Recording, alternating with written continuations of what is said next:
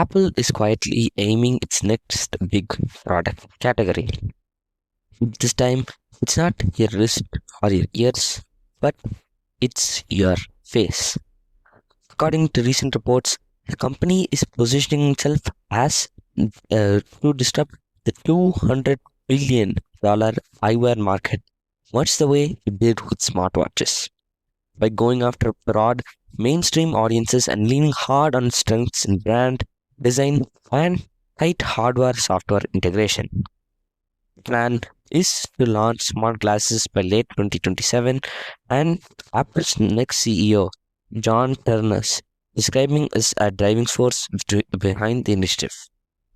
Delays in development mean Apple may be ceding years of head start for competitors like Meta, which already has real products on people's faces. Welcome to Business Insights Daily. I'm your host, Sushant. What happens when glasses stop being tech and just glasses? As you listen, keep this in the back of your mind. We all talk about smart glasses at all. Or will they just become the default way many people see and connect with the way AirPods quietly became the default for headphones?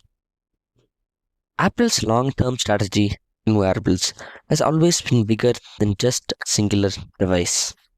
From watch, now AirPods, then the Vision Pro, all parts of a broader plan to wrap computing around your body instead of keeping it locked inside a rectangle. Apple's long-term smart glasses is just the next logical piece. The market is enormous, roughly $200 billion per year in global eyewear, including those prescription glasses, sunglasses, fashion frames, and sports eyewear. That market is extremely fragmented, with lots of brands and relatively few platforms. Apple sees a chance to do with that what they did with watches. Take objects that people already wear and embed computing services in them to make it feel just like normal. The anticipated timeline by late 2027. The goal, not just a niche AR headset, but glasses that appeal to a broader customer base. People who might never wear a bulky headset but might happily wear something that looks just like regular eyewear. And there's a central leadership timeline. John Timus, seen as the heir apparent of Tim Cook, is said to be a driving force behind the glasses initiative. Let's say this isn't some side project. It's central to how Apple's next generation of leadership is going to work and imagines the company's future. Is Apple building a gadget or a new kind of real estate on your body? Which leads to our second question. When Apple does go after glasses, is it about hitting another hit device or about securing the last major surface of your everyday life that it doesn't already occupy? We don't know the final product yet, but we can infer a lot from Apple's history in the way they talk about wearables. Think about how Apple tends to move. Design first, and the glasses will likely look as close to normal eyewear as possible. Slim frames, tasteful colors, and maybe differentiated versions for later in the future. Softly spoken tech. Instead of shouting augmented reality, first generation may emphasize subtle notifications, hands-free series, turn-by-turn directions, and simple glanceable information. The tight ecosystem integration. Expect them to pair seamlessly with iPhones, watches, and AirPods. Tap into existing services like Maps, Music, Fitness, and perhaps a new class of glanceable apps. And lean in on iCloud and Apple's on-device AI, keep experiences fast and privacy framed. That's also the question of studio displays. Some competitors like Meta and Raybans started with camera and audio, then more into smart recordings and listening devices, then full AR. Apple will have to decide how much visual overlay is essential at launch and how to do without bulky optics that scream out tech gadget. The competitive clock. Here's the catch. While Apple refines its project, competitors are out there learning from public. Meta, for example, has multiple generations of Raybans Meta glasses on the market. It's gathering real world data on what people actually use it for photos, videos, and live streaming, plus calls and assistance. What freaks people out? Privacy concerns, cameras in social places, what design trade offs consumers will tolerate. Other players from Snap's spectacles to niche industrial AR classes also probing different corners of the space. The risk for Apple is a twofold. Number one, time. Delays can give rivals years of field experience that Apple doesn't have.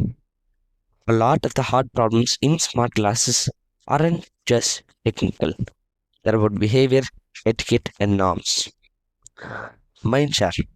If enough people get used to saying my Ray-Bans can do that, or my Meta glasses already do this, Apple could find itself playing catch up with expectations. And on the other hand, Meta's brand is heavily associated with social media and data collection. Apple has spent years positioning itself as a privacy first hardware company. On the other hand, Meta's brand is heavily associated with social media and data collection. Apple has spent years positioning itself as a privacy first hardware company. This gives Apple an opening. Say effectively, will give you the benefits of smart glasses without the sense that you're wearing a surveillance device.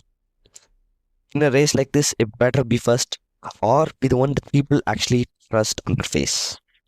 Which sets up a third big question.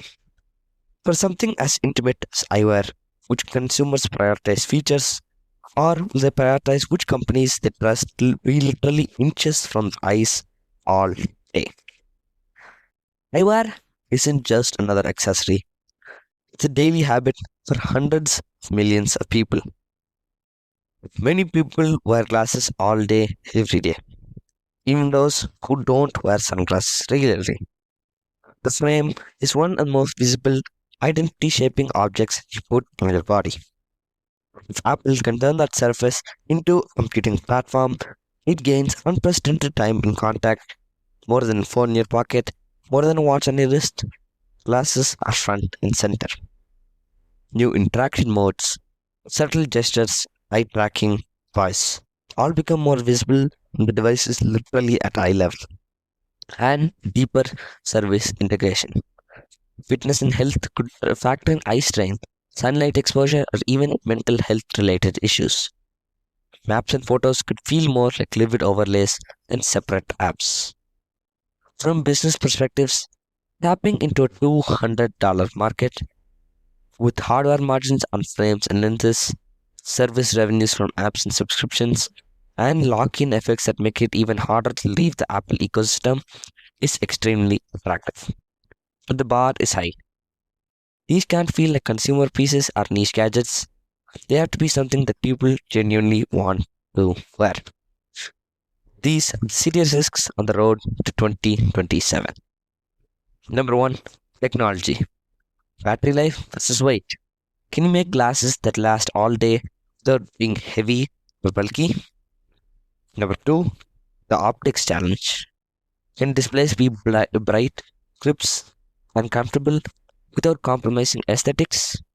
And number three, thermal management. Can you run enough compute without generating heat near the face? Number two, cultural risks. Privacy. People remember the backlash against Google Glass. Cameras and face change social dynamics. Etiquette. When is it okay to wear smart glasses? At dinner, in meetings, in bathrooms? And fatigue. For phones, watches, AirPods, and headsets, some consumers might see wearable fatigue. If John Ternus is indeed the next CEO and a key champion of this project, the glasses could become a defining product of this era itself. Much as the iPhone was for Steve Jobs, the watch and AirPods were for Tim Cook. This raises the stakes. delays, missteps, or lukewarm reception that could be more than just a product miss. There'd be commentary on the company's next chapter.